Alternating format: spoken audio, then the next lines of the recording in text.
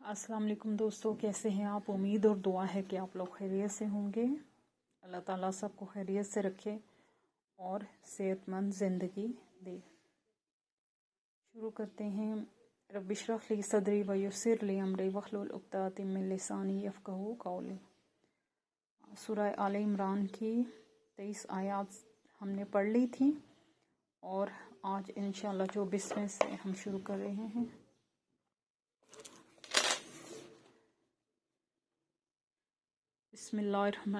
बिस्मिल्लाहिर्रहमानिर्रहीम। ज़ालिका ये बेअन्नहुम बेवजह इसके कि बेशक वो कहते हैं लन हरगिज़ न तमस्सनन नारू छुएगी हमको आग इल्ला मगर अय्यामन दिन मादूदात गिने चुने।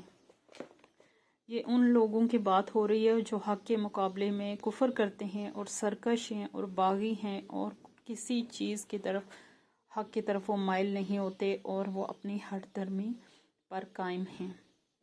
और वो ये समझते हैं ये बेवजह इसके कि बेशक वो कहते हैं हरगिज़ न छुएगी हमको आग मगर दिन गिने चुने। मसलन कुरैश और कुछ और दूसरी अक़वाम जिनमें यहूद शामिल हैं, वो ये कहते थे कि हम जो कि अल्लाह के चहीते रहे हैं और बहुत अरसा चहीते रहे हैं और हमारे जो बड़े थे उलमा वो अल्लाह के बहुत प्यारे थे, तो इस वजह से कि अगर हम कोई गुनाह करेंगे तो सिर्फ चंद दिन का हम हल्का फुल्का अजाब देखेंगे और इससे ज़्यादा हमारी कोई पकड़ नहीं होगी। और ऐसा लग रहा था, उनके दावे इस किस्म के थे कि जैसे कि वो आगे से होकर आए हैं या फिर कोई होकर आया है जो उन्हें बता रहा है कि हाँ ऐसा होगा। सरकश कौमें इसी तरह किया करती हैं।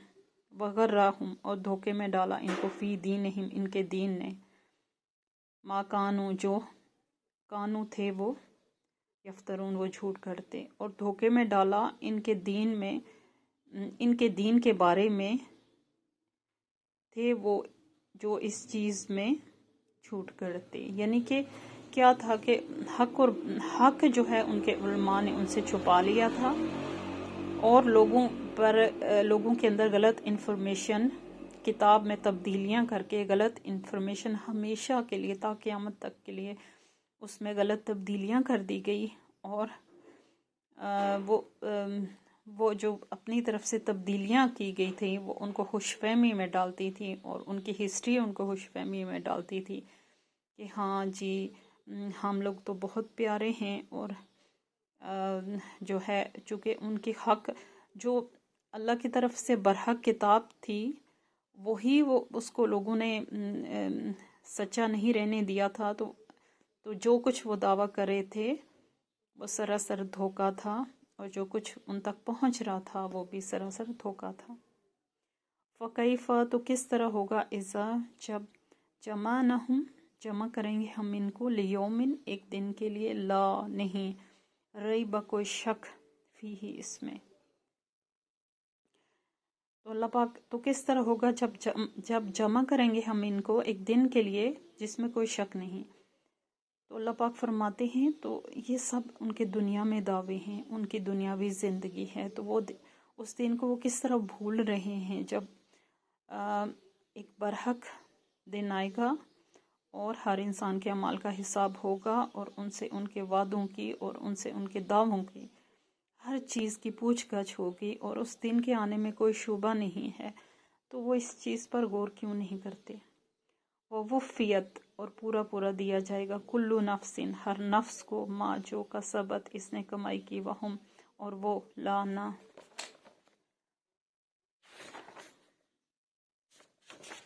ला वहम ला रैबा नहीं कोई शक फी ही इसमें।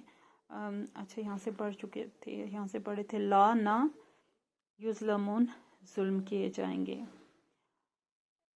और पूरा पूरा दिया जाएगा हर नफ्स को जो इसने कमाई की और वो जुल्म नहीं बदला दिया जाएगा और वो जुल्म उन पर जुल्म नहीं किया जाएगा। अल्लाह एक बरहक हस्ती है जो इंसाफ पर मबनी है और हमारे रब से ज़्यादा कौन इंसाफ कर सकता है, जो इंसान की बख्शिश के लिए उसके उस छोटे से अमल को भी ले आएगा जो उसने कभी किया होगा और उसको याद नहीं होगा।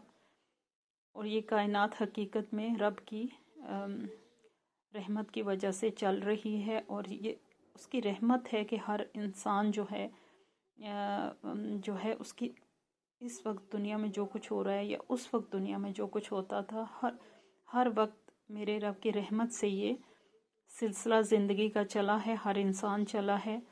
اور یہ کیسے ممکن ہے کہ اتنا بڑا رحمان اور اتنا بڑا رحیم جو ہے کسی انسان پر ظلم کرے؟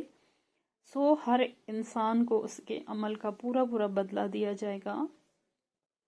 ظاہر ہے آپ نے جو کام کیے ہوں گے دنیا میں، اس وقت آپ کے ذہن میں ایک فلم چل رہی ہوگی، اور آپ کے سامنے ایک جو کھاتا ہوتا ہے نا، جو حساب کتاب ہوتا ہے نا، وہ کھلا ہوگا، تو آپ کسی چیز سے انکار نہیں کر سکتے۔ تو آپ کو آپ کے عمل کا پورا پورا بدلہ دیا جائے گا، اور رتی برابر بھی ظلم نہیں کیا جائے گا۔ کسی کے اعمال کا بدلہ آپ سے نہیں لیا جائے گا۔ سبحان اللہ، اللہ کا حساب کتاب کتنا صاف ستھرا ہے کہ ہر انسان اپنا ہی حساب کتاب دے گا، اور وہ کسی عمل کا دعوے دار نہیں ہوگا۔ سبحان اللہ۔ قل اللہم، کہہ دیجئے اے اللہ، مالک الملک، اے مالک بادشاہت کے، توتی الملک، تو دیتا ہے بادشاہت،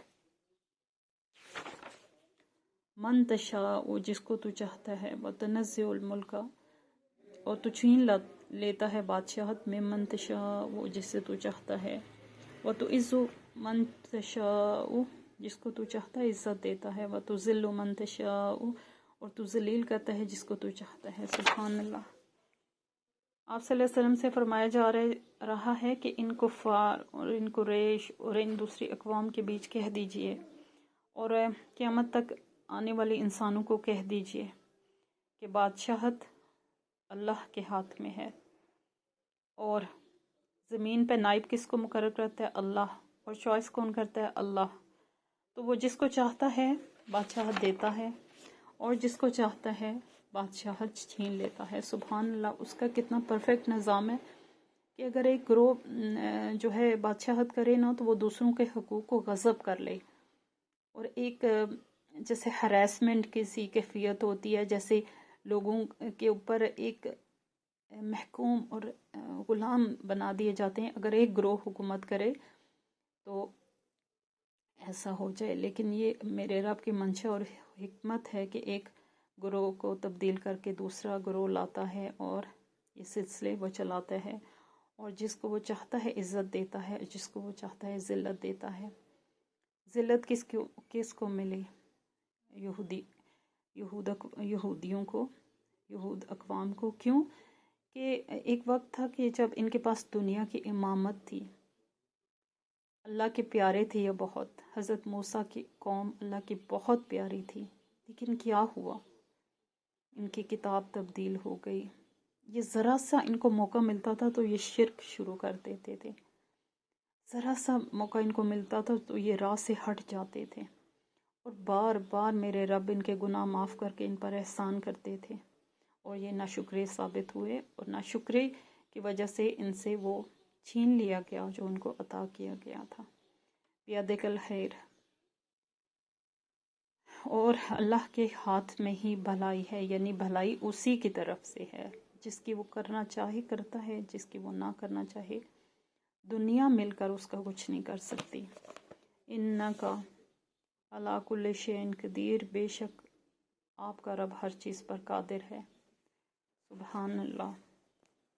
تولج اللیل، تو داخل کرتا ہے فی النہار، دن میں، تو داخل کرتا ہے رات کو فی النہار، دن میں، تولج النہار، اور تو داخل کرتا ہے دن کو فی اللیل، رات میں،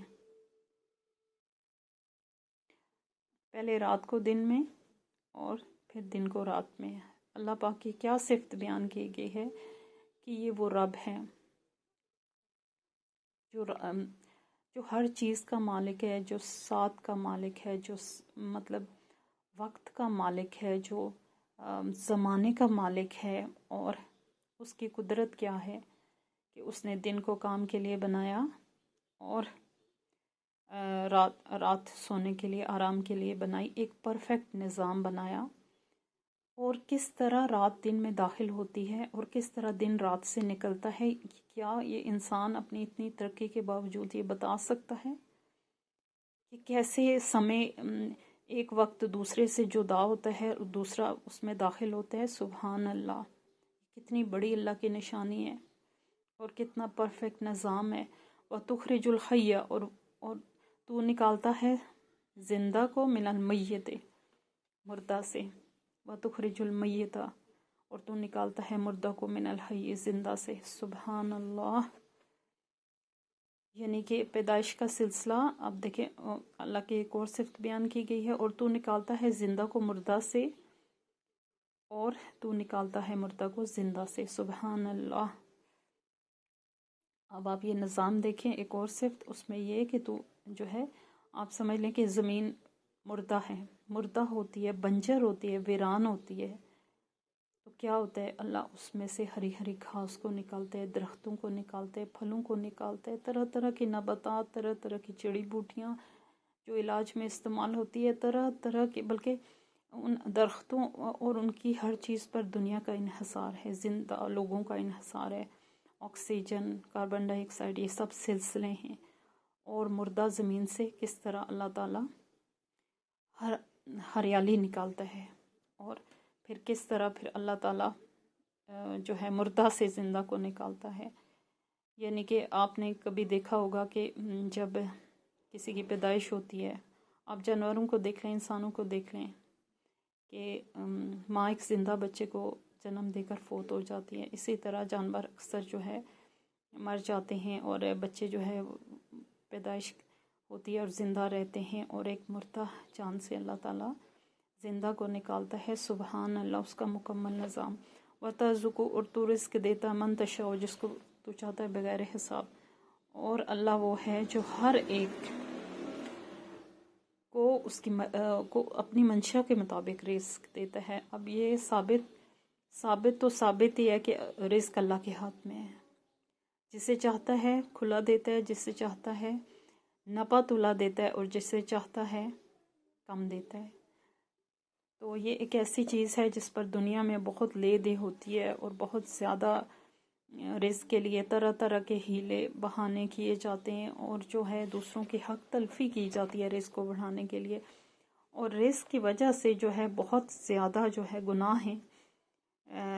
تو دیکھ لیں کہ آپ کے رب کے ہاتھ میں ہے نا، وہ جس نے قارون، جس نے فرعون کو اتنے خزانے دیے تھے، جس نے نمرود بتوں کو پوجنے والے کو اتنے خزانے دیے تھے، اور جس نے آپ کے بہن بھائیوں کو اتنے خزانے دے رکھے ہیں، جس نے آپ کے نیبرز کو اتنے خزانے دے رکھے ہیں، جس نے آپ کے رشتہ داروں کو اتنے خزانے دے رکھے ہیں، کیا وہ نہیں دے سکتا آپ کو؟ تو رزق کی تقسیم پر راضی ہونا اللہ کو پسند ہے۔ اس میں آپ جو آپ اس کو تسلیم نہیں کریں گے تو آپ کے اندر سرکشی آتی جائے گی، اور وہ سرکشی آپ کو گناہ کی طرف مائل کرے گی۔ لا، نہیں، یتخذ المؤمنون، نہ بنائے مومن، الکافرین، کافروں کو، اولیاء، دوست، من دون المؤمنین، مومنوں کے سوا۔ اب اسلام کا اس دین برحق کا ایک اور قانون جو اللہ کی طرف سے ہے وہ یہ ہے کہ نہ بنائے مومن کافروں کو دوست مومنوں کے سوا، یعنی جو کافر لوگ ہیں، یعنی جو مومن لوگ ہیں، وہ مومن اور کافر کی دوستی نہیں ہو سکتی، کیونکہ اسلام اور کفر ایک دوسرے کی ضد ہیں۔ اور جو ہے اس وقت یہ بہت عام تھا کہ بہت سے لوگ آپ صلی اللہ علیہ وسلم پر ایمان لائے، اور شروع کے ادوار میں، اور ان کے کنبے قبیلے کافر رہ گئے۔ تو جو ہے پھر اسلام تو ایک ستھرا دین ہے، وہ پوری کی پوری جو ہے آنیسٹی چاہتا ہے، وہ پوری کی پوری، وہ کیا کہتے ہیں، کوئی لفظ میرے ذہن میں نہیں آ رہا، تو انسان ایک پوری کمپلیٹ جو ہے اس کی تبدیلی ہوتی ہے جو اسلام میں داخل ہوتے ہیں۔ تو یہ نہیں ہوتا کہ کچھ ادھر کا اور کچھ ادھر کا، نہیں، یہ نہیں ہوتا۔ تو اس وجہ سے اس وقت لوگ جو ہے اپنی فیملیز کی وجہ سے بھی مجبور تھے، اور چوری چھپے دوستیوں راستیوں کا سلسلہ بھی تھا۔ تو ان حالات میں کہا جا رہا ہے کہ جو ہے اگر آپ دین حق پر آگے ہو تو پورے طور پر آؤ، اس میں کفار کی کوئی جگہ نہیں ہے، اور وہ تمہارے دوست بھی نہیں ہو سکتے، بظاہر منہ پہ کچھ ہوگا، پیٹھ پیچھے کچھ ہوگا۔ اور یہ قانون وضع ہو گیا کہ کوئی مومن کسی بھی کافر سے کا دوست نہیں ہو سکتا۔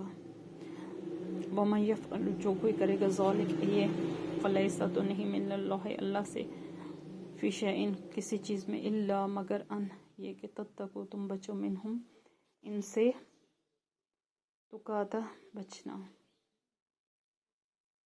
اب کیا ہے، جو کوئی کرے گا ایسا، یعنی کفار سے دوستی کرے گا، تو نہیں اللہ سے کسی چیز میں مگر یہ کہ تم بچو ان سے، بچنا۔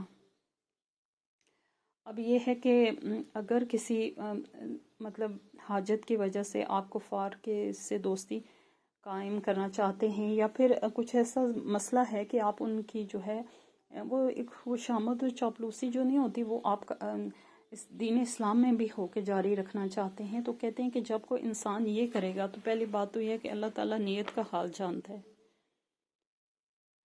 اللہ تعالیٰ اس کی نیت کے مطابق اس کا عمل دیکھے گا۔ اور دوسری بات یہ ہے کہ جو بھی ایسا کرے گا اللہ کو وہ کسی طرح سے نقصان نہیں پہنچا سکتا۔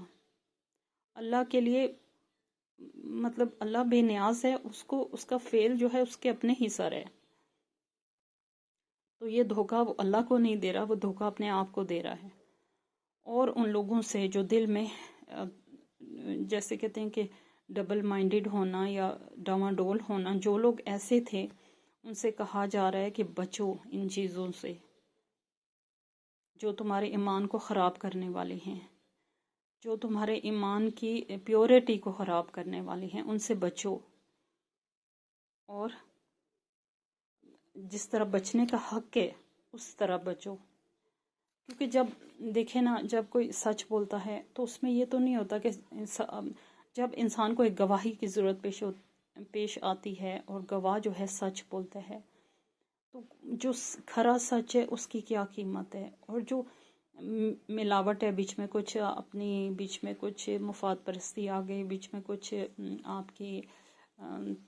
آپ کا تعلقات آ گئے، تو وہ گواہی کیسی ہے؟ تو اس میں جو آپ کی تھوڑی بہت سچی گواہی ہے وہ بھی آپ کو فائدہ نہ دے گی۔ آپ نے بچنا ہے تو پوری طرح بچنا ہے۔ وَيُحَذِّرُكُمُ اللَّهُ نَفْسَ، اور ڈراتا ہے تم کو اللہ اپنی ذات سے۔ سبحان اللہ، زمین و آسمان کا مالک اللہ رب العزت آپ سے کہہ رہے ہیں کہ اللہ تم کو اپنی ذات سے ڈراتا ہے، مطلب اپنے اعمال میں، اپنے افعال میں پیور رہو، دوگلے پن سے بچو، منافقت سے بچو، اپنے پیور عمل کو اپنی سوچوں اور نیت سے گندا مت کرو۔ تو اگر تمہیں ان لوگوں کا جو قبیلے کے سردار ہیں اور جن کی بڑی حیثیت ہے دنیا کے اندر، تمہیں ان کا رعب ہے، تو تمہیں اگر ڈرنا ہی ہے تو اللہ سے ڈرو، جو ان کا بھی مالک ہے، جو ان سرداروں کا بھی مالک ہے، جو ہر قسم کی سزا دینے پر قادر ہے۔ اللہ تعالیٰ نے مطلب ایک مچھر کے ذریعے، کس کو، نمرود کو شاید مچھر کے ذریعے سزا دی تھی۔ یعنی اللہ تعالیٰ جب ایک نفس واحد کو سزا دینے چاہے تو وہ کتنے طریقوں سے اس کو دے سکتا ہے، جبکہ لوگ تو ایسا نہیں کر سکتے۔ لوگوں کے پاس تو کوئی کہاں رب اور کہاں اس کی مخلوق، کہاں خالق اور کہاں مخلوق۔ تو جو ہے اگر ڈرنا ہے تو مخلوق سے نہ ڈرو، مخلوق کا رعب اپنے اندر مت رکھو۔ اگر ڈرنا ہی واجب ہے تو مجھ سے ڈرو، اس دن سے ڈرو جب گناہگار کے لیے دوزخ تیار کی گئی ہے، جب عذاب کا وقت آ جائے گا، جب یہ دنیا ختم ہو جائے گی اور پھر آپ کا حساب کتاب آپ سے پہلے جو پہنچ چکا وہ آپ کے سامنے لایا جائے گا۔ تو ڈرنا ہے تو اللہ سے ڈرو۔ وَإِلَى اللَّهِ الْمَصِيرُ، اور طرف اللہ ہی کے لوٹنا ہے۔ اور اللہ کے برحق وعدے کے مطابق ہر انسان، ہر روح جو دنیا میں آئی ہے اس نے واپس جانا ہے۔ یہ اس روح سے وعدہ کیا گیا تھا جب وہ دنیا میں آنا نہیں چاہتی تھی، اور اللہ تعالیٰ نے اس کو دنیا میں بھیجا تو اس کے ساتھ وعدہ بھی کیا گیا کہ جو جا رہی ہے وہ واپس آئے گا. اور آپ دنیا کے ہسٹریوں کو دیکھ لیں کہ کون ہے جو اس سے بچ گیا، جسے اللہ تعالیٰ ڈرا رہے ہیں موت. کون اس سے بچا ہے؟ کتنے بڑے بڑے ظالم، سرکش، فرعون، نمرود اور خدائی کا دعویٰ کرنے والے مٹی میں مل کے مٹی ہو گئے. تو آپ کیا چیز ہیں؟ قل کہہ دیجئے ان تخفو، اگر تم چھپاؤ گے، معافی صدورکم، جو تمہارے سینوں میں ہے، اور تبدو ہو، یا تم ظاہر کرو گے، یعلمہ، جانتا ہے اس کو اللہ، وَيَعْلَمُ، اور جانتا ہے، ما جو فی السماوات آسمانوں میں ہے، وما جو فی الارض زمینوں میں ہے، واللہ علی کل شیء قدیر، اور اللہ ہر چیز پر قادر ہے. سبحان اللہ. اگر کہہ دیجئے کہ اگر تم چھپاؤ گے جو تمہارے سینوں میں ہے یا تم ظاہر کرو گے، جانتا ہے اس کو اللہ، اور وہ جانتا ہے جو آسمانوں میں ہے اور جو زمین میں ہے، اور اللہ اوپر ہر چیز کے قادر ہے. سبحان اللہ. اللہ کی صفات کا اعادہ کیا گیا ہے اور کہا گیا ہے کہ آپ صلی اللہ علیہ وسلم سے فرمایا جا رہا ہے کہ آپ بتا دیجئے ان لوگوں کے کہ تم جو کچھ چھپا رہے ہو اور جو تم اپنے منافق رویوں کو ظاہر کرنے سے ڈر رہے ہو، یا پھر منافقت ہے تمہارے اندر، وہ تم اس کو چھپائے ہوئے ہے، اور تمہارے سینوں میں ملاوٹ ہے کسی چیز کی اور تم اس کو چھپائے ہوئے ہے. اگر تم اس کو چھپاؤ گے یا ظاہر کرو گے، تو اللہ تو دونوں صورتوں میں جانتا ہے. تم جس کے انڈر ہو وہ ہر چیز کو جانتا ہے، اور وہ جانتا ہے کہ جو کچھ آسمانوں میں ہے اور جو کچھ زمین میں ہے. اور یہ کتنی بڑی بادشاہت کی بہترین مثال کہ یعلم، وہ جانتا ہے کہ آسمان کتنے آسمان ہیں اور کتنے آسمانوں میں کیا چیز ہے، آسمانوں کے اندر کیا ہے، ان کا نظام کیسے چل رہا ہے، ان کو کیسے ان کے فرشتوں کی ڈیوٹیز لگی ہوئی ہیں، اور کیسے اللہ ہر چیز کو دیکھ رہے. اور زمین میں دیکھیں، اس کا پھیلاؤ دیکھیں، اس کے اندر انواع و اقسام کے سمندر کے نیچے جنگلات، پہاڑ، دریا، جن، پریاں، آسمان، سب کچھ جہاں جو کچھ ہو رہا ہے وہ اس کے علم میں ہے. اور وہ جانتا ہے کہ جو کچھ آسمانوں میں ہے اور وہ زمینوں میں ہے، اور وہ اس لیے جانتا ہے کہ وہ قدیر ہے. اس کی قدرت ہے نا یہ سب کچھ، وہ خالق ہے نا، اس کی تخلیق ہے، تو اپنی تخلیق کی ہر چیز کو وہ اچھے سے اور خوب سے جانتا ہے. دوستو آج یہیں تک پڑھتے ہیں. آیت ہے 29 سورہ آل عمران کی. ہم نے 24 سے شروع کی اور 29 تک پڑھی، اور آج یہاں تک ہی پڑھتے ہیں. تو اس دعا کے ساتھ اختتام کرتے ہیں. اللہم انی اسألک علما نافعا و عملا متقبلا و رزقا طیبا. اللہ حافظ. آمین.